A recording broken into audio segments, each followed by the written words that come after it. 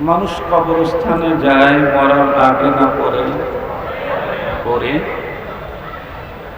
মানুষকে সেখানে কবর দেওয়া হয়। জায়গায় হলো কবরস্থান, কবরের জায়গা। কবরে যাওয়ার আগে মানুষ মারা যায়, তারপরে তাকে কবর দেয়। এই বিষয়টাকে সামনে নিয়েই আমি কোরআনে হাকিমের তেলাওয়াতকৃত আয়াতে কারিমাটাকে চয়েস করেছি। যে আয়াতে কারিমা আমি চয়েস করেছি, তেলাওয়াত করেছি, এই আয়াতে কারিমাতে রব্বুল আলামিন বিশ্ববাসীকে 4টা গুরুত্বপূর্ণ মেসেজ দিয়েছে। কয়টা মেসেজ? 4টা। আমি হয়তোবা 4টা মেসেজের কথা আজকে বলবো না। আমি যতটুকুন বলতে পারি আগাইতে থাকি, আল্লাহ তাআলা যতটুকুন বলার। আমরা প্রত্যেকেই জানি মেসেজ তো অনেক জায়গা থেকেই মানুষের কাছে আসে। কারো মেসেজ আসে এপার থেকে, কারো মেসেজ আসে ওপার থেকে, আবার কারো কাছে মেসেজ আসে উপর থেকে। মেসেজ দাতা যত বড় হয় মেসেজের গুরুত্ব তত বেশি হয়। এই পৃথিবীর যত বড় আছে সবগুলি বড়কে একত্রিত করলে রব সমান হওয়ার কোনো সম্ভাবনা নেই। কোরআনে হাকিমে সূরাতুল ইখলাসে আল্লাহ পাক স্পষ্ট চ্যালেঞ্জ করেছেন, ঘোষণা দিয়েছেন, কুল হুয়াল্লাহু আহাদ আল্লাহুস সামাদ লাম ইয়ালিদ ওয়া লাম ইউলাদ ওয়া লাম ইয়াকুল লাহু কুফুয়ান আহাদ। সর্বশেষ আয়াতে আল্লাহ তাআলা বলেন, তমাম পৃথিবী হন্য হয়ে তন্ন তন্ন করে খুঁজে একজনকেও রব সমান পাবে না। রব সমান কেমনে হবে? কারণ রব হলেন স্রষ্টা। পৃথিবী এবং পৃথিবীতে যা আছে সবই হলো সৃষ্টি। এই দুনিয়া এবং দুনিয়াতে যা আছে সবই সৃষ্টি। স্রষ্টাকে আল্লাহ। দুনিয়া যেহেতু সৃষ্টি, এ কারণে দুনিয়া এবং দুনিয়ার ভিতরে যা আছে সবগুলি একদিন শেষ হয়ে যাবে। কোরআনে হাকিমে আল্লাহ তাআলা বলেন, কুল্লু মান আলাইহা ফান ওয়া ইয়াবকা ওয়াজহু রাব্বিকা যুল জালালি ওয়াল ইকরাম। সব শেষ হয়ে যাবে। কোরআনে হাকিমের যে আয়াতে কারিমা তেলাওয়াত করেছি, এই আয়াতে কারিমাতে রব্বুল আলামিন প্রথম মেসেজটাই দিয়েছেন এটি। তো মেসেজ যেহেতু রবের পক্ষ থেকে, সঙ্গত কারণে এর চাইতে গুরুত্বপূর্ণ দামি মেসেজ পৃথিবীর কোনো মানুষের কাছে কোনোদিনও আসতে পারে না। রবের পক্ষ থেকে মেসেজ, প্রথম মেসেজটা এমন যেই মেসেজকে অস্বীকার করার মতো মানুষ তামাম পৃথিবীতে একজন ছিল না, এখনো নেই, কিয়ামত পর্যন্ত আসবে।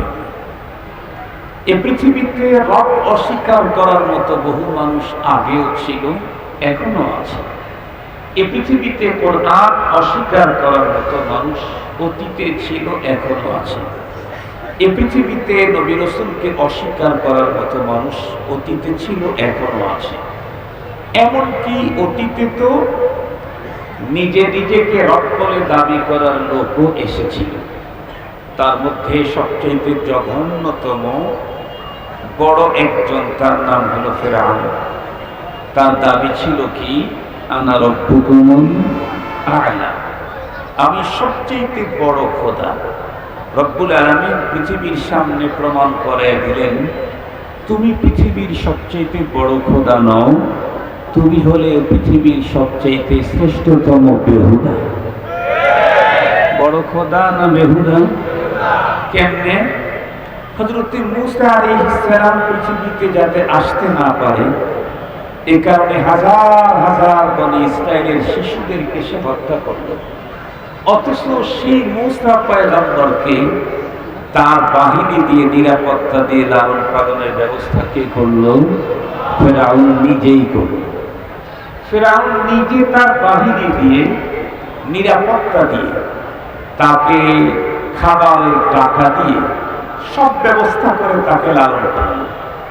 যে লোকটা পৃথিবীতে যাতে আসতে না পারে, এ কারণে লক্ষ লক্ষ শিশুকে হত্যা করে সেই লোকটাকে নিজে লালন করা, এটা পৃথিবীর শ্রেষ্ঠ বেহুদার কাজ হতে পারে। মুহতারাম হাজিরিন, যে কথা বলতেছিলাম, ফিরআউন নিজেকে রব বলে দাবি করেছে, কিন্তু প্রথম যে মেসেজটা আল্লাহ পাক দিয়েছেন, এটা ফিরআউন অস্বীকার করতে পারেনি। রব অস্বীকার করেছে, নিজে রব হওয়ার দাবি করেছে। সেটি কি? আল্লাহ পাক বলেন, কুল্লু নাফসিন যায়িকাতুল মাউত। আল্লাহ পাক বলেন, প্রতিটি প্রাণীকে মৃত্যুর স্বাদ গ্রহণ করতে হবে। প্রতিটি প্রাণী যত ছোটই হোক, যত বড়ই হোক, যার প্রাণ আছে তার মরণ আছে। আমরা প্রত্যেকেই জানি পৃথিবীতে এত প্রাণী আল্লাহ পাক তৈরি করেছেন, বিশ্ব সেরা কোনো গবেষকের কাছে আল্লাহর তৈরি করা প্রাণীগুলোর লিস্ট নাই, সংখ্যা কারো জানা নেই। বরং কোনো প্রাণী তো এতটাই ক্ষুদ্রাতি ক্ষুদ্র, স্মল সাইজ, যেগুলি আমরা স্বাভাবিক চোখে দেখতেই পাই না। কত প্রাণী এত বড়, যার বিশালতা আমাদের এই মস্তিষ্কে আন্দাজ করতে পারে না। প্রাণী যত ছোটই হোক, সেও মরে যাবে, তার প্রাণহানি ঘটবে। যত বড়ই হোক, তার মরণ হবেই হবে। এমনকি তাম পৃথিবীর সকল প্রাণীর প্রাণ নাশের দায়িত্বে নিয়োজিত বিভাগীয় প্রধান হযরত আজরাইল আলাইহিস সালাম অনেক বিশাল দেহের অধিকারী। তার শক্তি, পাওয়ার, ক্ষমতা এ সম্পর্কে কোরআন হাদিসে হযরত উলামায়ে কেরামদের জবানে আমরা অনেক কথা শুনেছি। মুহতারাম হাজিরিন, সকল প্রাণীর প্রাণ কব্জ করলেও এই বিশাল দেহ আর আকৃতির অধিকারী হযরত আজরাইল আলাইহিস সালাম, তার কি মরণ হবে না? কথা বলেন, তার মরণ হবে না? তাকেও মরতে হবে। তার মানে সমস্ত প্রাণীকে মৃত্যুবরণ করতে হবে। এই কথাটা পৃথিবীর আস্তিক নাস্তিক সবাই বিশ্বাস করে, কিন্তু আমাদের মনে রাখতে হবে, আমরা যারা মুমিন মুসলমান, আমাদের বিশ্বাস শুধু মৃত্যু পর্যন্ত না। মৃত্যুর বিশ্বাস তো নাস্তিকেরও আছে, মৃত্যুর বিশ্বাস তো কাফেরেরও আছে, মৃত্যুর বিশ্বাস তো মুশরিকেরও আছে, মৃত্যুর বিশ্বাস তো পৃথিবীর প্রতিটি মানুষের আছে। আমরা যারা মুমিন, আমরা শুধু মৃত্যুকে বিশ্বাস করি এমনটি না, বরং মরণের পরে আমাদের লম্বা বিশ্বাস আছে। যেই বিশ্বাসগুলি আমরা শিখেছিলাম, মনে পড়ে কি আপনাদের?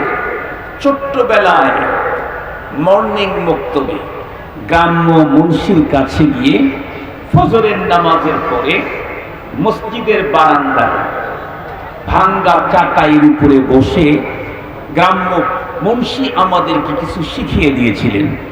সেখানে কি কি শিখানো ছিল? তার মধ্যে একটা গুরুত্বপূর্ণ জিনিস শিখানো ছিল, আমানতু বিল্লাহি ওয়া মালাইকাতিহি ওয়া কুতুবিহি ওয়া রুসুলিহি ওয়াল ইয়াউমিল আখির ওয়াল কদরি খাইরিহি ওয়া শাররিহি মিনাল্লাহি তাআলা ওয়াল বা'থি বা'দাল মাউত। খুব ভালো করে কথাগুলি বুঝতে হবে।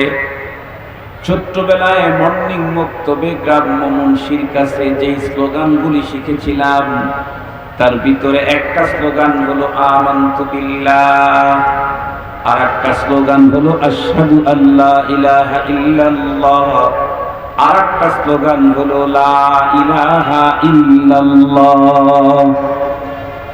আমানতু বিল্লাহর যে স্লোগান আমরা শিখেছিলাম, ওই স্লোগানের একদম লাস্টের দিকে এটাও আমরা শিখেছি, ওয়াল বা'থি বা'দাল মাউত।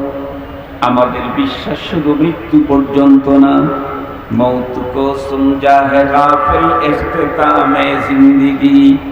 मौत को समझा है गाफिल इख्तिताम जिंदगी, दर हकीकत मौत तेरे इब्तिदाए जिंदगी, दर हकीकत मौत तेरे इब्तिदाए जिंदगी।